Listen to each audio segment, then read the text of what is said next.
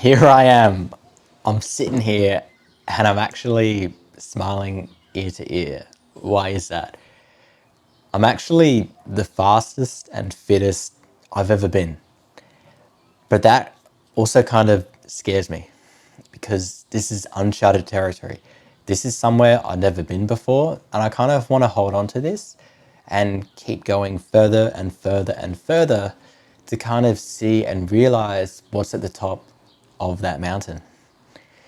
My name's Salvatore. I'm simply a humble 9 to 5 office worker, someone that rides his bike to work as a commuter to the grocery store, as part of his fitness regime, someone who loves to sip espresso, wear a suit and with a tie, someone who loves to cook plant-based food, who likes to go on culinary adventures and cook amazing food for my girlfriend and also experience great stuff and adventures with her. Someone that wants to push myself and others to conquer mountains and conquer life, to have a much better reality.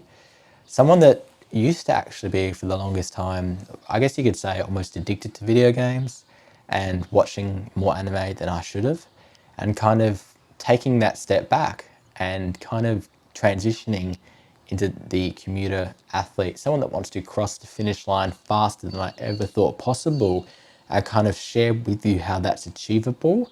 And not only that, but share with you what's on the other side of that and how you can really transform your life through fitness if you're not sure where to start. Which then takes me to this video. This is my, I guess, third video, or maybe is it fourth, on a running progress update. See, the thing is, when I kind of had this video before, I think the previous one, I was pretty fearful because it was heading into a bit of a couple of races for me, and I thought I was injured again. But that's the thing. So I guess the first thing I want to start talking about is the fear of, say, something like me, which would be injury, going from the defensive to going on the offensive. Now, what exactly do I mean by that? See, the thing is, in December, January, I had a bit of an injury scare. I slowly built up my speed and had another one slightly in June, and I've stuck to the course. I've had really good help from both a physio, and recently I had an update with a really gun podiatrist who's an Olympian, and I kind of shared these concerns with him. And he helped me to kind of crystallize a lot of stuff that I've implemented, but also some other things to consider to equip in my quiver of running to continue to level up, but in a very safe, structured manner, and not necessarily being fearful and having to stop a lot and then starting and then kind of having that risk of injury. So what do I mean by that? So I guess a couple of things that were shared was I follow the 80-20 rule. But if I'm going to feel that it's going to hurt a lot more and kind of I'm feeling the pain in my right shin, I need to adopt more than 90-10 rule. So being 90% easy, 10% hard. And the good thing is, with a lot of races kind of almost finishing now, I can kind of really allow myself that opportunity and kind of just be smarter with how I'm training overall. And then there's also the idea of running in a way like on grass and in an opposite direction that is going to take a lot of pressure off my shin. These are kind of reactionary things to do when the pain flares up. And it's really exciting and good to have that expertise come in to give you that aha moment to say everything will be okay, and give you more of a mindset shift to say that you don't have to be fearful, but it's actually stuff that you can really incorporate. Other things also include the idea of getting even, I guess, more protective running shoes. And what do I mean by that? There's a shoe that ASICS have, and there's a couple other companies, but I think ASICS is the best price and value at the moment. It's called the Super Blast 2. It's about 310 Australian dollars. It's a very thick shoe, so thick it's actually illegal. And the foam used in it, which is kind of like what's in my Nike Invincibles, is a very protective foam for your body to kind of reduce the chances of injury. So kind of introducing that as a daily trainer would be something to also incorporate. Not to mention the idea of doing balance exercises so that when I do ramp up my speed in the 20 or 10% faster runs, I kind of have more of a protective, stronger core so that my body goes through a better biomechanical motion, which means there's going to be less of a stress on going to potentially aggravate this shin and kind of offload it better. The idea of having better balance. All these things, instead of putting me on the fearful, put me on the offensive and got me excited. Like, wouldn't that be cool to try some balance exercises, see what works really well, share that maybe in the form of a short. Like, all these things start to get my mind spinning. And then I guess my other great realization from this update is tempo runs and kind of how far I've already come in just doing 4 of the tempo runs. Now, what do I mean by that? A tempo run, I've kind of shared before, but long story short, if you've got, like, say you're all out 100% race pace, a tempo run's going at about like an 8 out of 10 or 8.5. That is basically where you try to run similar speed to the race, but instead of an interval run going all out and then stopping and starting, this is kind of a bit more measured. So it's a bit slower, yes, but the workout overall finishes a lot quicker, which is good if you've kind of, got to get to work and you've got a busy day. So again, the 9 to 5, right? So I guess what I'm trying to say is I've done about 4 of these now, these tempo runs, and I've already seen a great deal of progress, and I'm really happy that I can kind of express and have the benefit of the speed workout, but with kind of unloading and mitigating the risk of injury. So I guess if I think of this, my first tempo run, I believe, was 4 kilometers, and I kind of kept it at an average pace of, I think it was about 4 minutes 17 averaged. And now kind of my latest, which is the 4th one, I was able to do 6 kilometers, so longer than I ever thought, at a pace or average pace of 4 minutes and either 12 or 13. And I want to kind of explain that a little bit further. So for my interval runs, the fastest ever 1K interval I had ever done was a 3 minute and 43 average pace. Now, when I say these paces, they're effectively how long it takes you to do a kilometer. I don't know the mile conversion, but I'm sure if you'd like to comment below what the mile conversion is, I'd really appreciate that too. And especially for the other Americans in the audience that follow the mile per minute per metric. Sorry, that's what I'm trying to say. So that's kind of cool. So 434, right?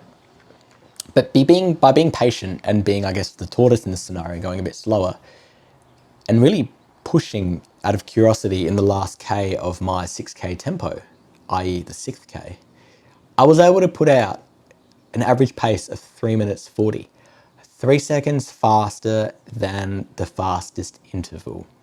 This was an exhilarating feeling, and it left me feeling really, really cool to know that, like, it's all in the long game, and if you just trust in the process and stay in the course, you will be rewarded for that. And it's kind of really cool to see that manifest.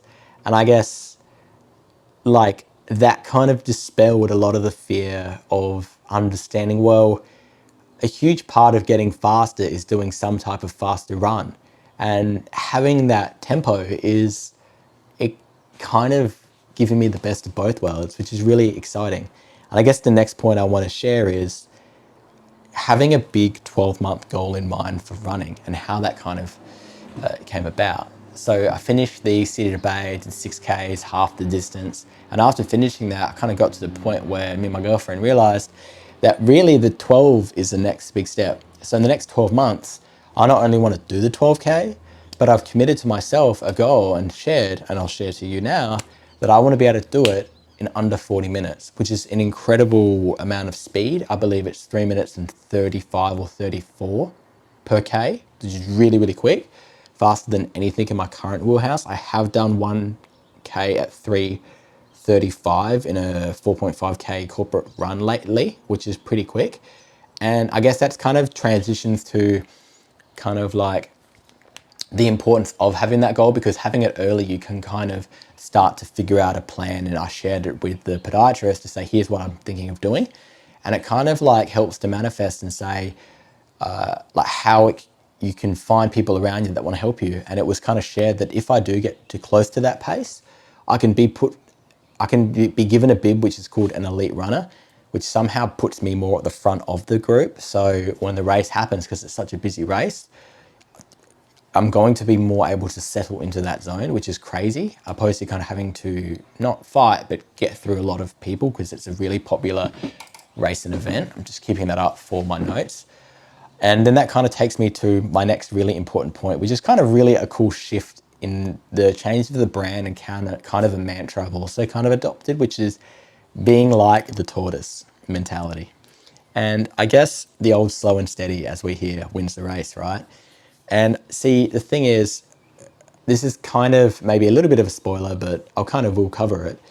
I did the 5th and 4th rounds of the Corporate Cup, and the 4th round has been my absolute fastest, there's no doubt. But in breaking down and reflecting on that race, there were a number of things that could have been done better. And I feel like when I approached the 5th one in mind, I was really cognizant of that, and I was really proud of how I did it. So let me explain that. So I kind of hinted at one of my Ks being 3:35. But that was the first K in the 4.5 of the 4th round of the Corporate Cup, which meant that the other Ks were a lot slower and all over the place. It was kind of like, you know what I mean? Like a roller coaster, up and down, up and down. So it ended up getting a time of 17 minutes and 26 seconds. Not quite the powerful finish I wanted, but I just couldn't keep up. So that was kind of all I could do. But then you fast forward to the 5th round of the Corporate Cup, and that in mind, I was able to execute on everything I share with you guys exactly. Now, what do I mean by that? Being patient, pacing, proper strategy. So for that, I set out for the run to be a lot more strategic in my pace. So I did all my splits. Just sharing the 4th round splits, they're 3:36, 3:54, 3:59, 3:50, and 3:58 for the last 500 meters. For the 5th round, I was 3:53, 3:54, 3:54, 3:53. I feel like a freaking metronome. And last K, 3:49. Amazing, right? I could really push in that last bit and felt really cool. And the thing about that is, not only did it feel just a lot better of a race, even though it was harder because of the sun, but my pace just felt, I don't know, it just felt more amazing. So I was only really 5 seconds behind the best time, but that really didn't worry me. I guess previously I would have been frustrated to see how close I was. But the fact that I, executed the right strategy made me feel that like I'm on track to kind of continue to make better progress and potentially next time round push harder in either the last or the last K or last 500 meters, which would be just an additional 5 seconds or more to basically beat the 4th round's time, which is something really inspiring and a real, shift in mentality to say, hey, even though I've kind of done really well, I can continue to still push and really reap the benefits of all this training. So that's kind of cool to see that difference come through. And I guess another thing that's been really fun is running with my girlfriend and kind of thinking about how to do said runs with someone that has a slightly different pace for their training. And what we decided to do was, or what I suggested based on watching a video on it, was to run in an area where we could kind of see each other and like not running together, but kind of so happened running in opposite directions, but kind of doing one big lap. This was cool because we got to give each other high fives. It was really inspiring. And I don't know, it just felt really cool to kind of do that, kind of exercise together, and you just feel amazing to kind of, push each other to conquer mountains and conquer life, right? So that's kind of something really cool to look back on. And I guess the final thing I'd like to reflect on is back to the tortoise thing. The easy runs are becoming slightly faster, but they're still easy. Now, this is something that kind of comes back to the first point, the whole fear of, getting faster, doing too much. But when I kind of thought about the 12-month progression to get faster at the, my goal and everything, it kind of became apparent that the easy runs would have to get faster. Because see, the thing is, I ran six minutes to 6:30 as kind of like a guiding light to say this isn't too fast, this is pretty safe. Albeit there are days where I feel a bit more on the slower end and I try to take that time. But for the most part, easy runs, I've been really trying to push to go more into between say 3:30 and 3:45. And I think one of them I was able to do kind of like, a little bit below, not 3:30, 5:30. 5:30 and between like maybe 5:20. But I kind of feel like 5:30 to 5:40 is that real sweet spot where it's still an easy run. I'm still sweating, but it feels like I can really start to see the progress of all the hard work and the easy runs that I'd done earlier in the year, over 6 minutes, and just being really patient with myself and building myself back up. That I guess I kind of liken this to, if you think about in the video game, so you know, like when you got a special attack, there's lots of damage, or like a limit break. If we take Final Fantasy as an example, say your limit break did like 1,000 damage, right? Or your special attack did 1,000 damage. But if you go up enough levels and, you know, get more equipment and this and that, and, you know, grow your character, your base attack will get to a point where it either exceeds or is very close to 1,000. And it's kind of like, well, if that's my normal attack, then my special attack is obviously even more amplified. So it's all relative, right? So it's kind of cool to kind of see how that's paying dividends in a sense. So it's kind of like everything still becomes challenging, and like increasing the distance on my easy runs from 4Ks to 6 more consistently. All these things kind of help to add up and kind of reflect on me feeling like I'm really being more on the offensive and feeling quite safeguarded as I go into the next part of my journey of continuing to be my fittest form and seeing how far I can get along that. It's really exciting. And I guess that's kind of what I'm trying to say. Like, whereas before I was fearful of my update, this time I'm more optimistic and I feel more better equipped based on my experience to continue to push in a very smart way, being, you know, more on the aggressive than defensive, but still being steady, smart in terms of how I do things. And kind of full circle, just quickly, like on the second update, it was before I was able to do the corporate cup, and I was completely worried I wouldn't be able to do it at all, and then that would jeopardize my ability to do the City to Bay.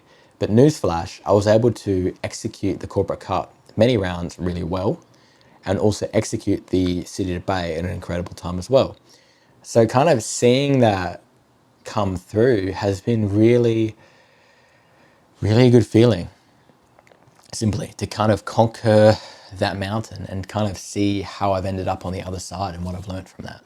And I guess to kind of conclude, there's something else. If you want to kind of conquer the mountains and conquer life in a way and not necessarily have to worry about potential risk of running injuries and whatnot, there's a better way, and I think I'd probably recommend it to a lot of you, especially if you're more on the heavier side or you haven't done a lot of running anyways, and that's to get a bike.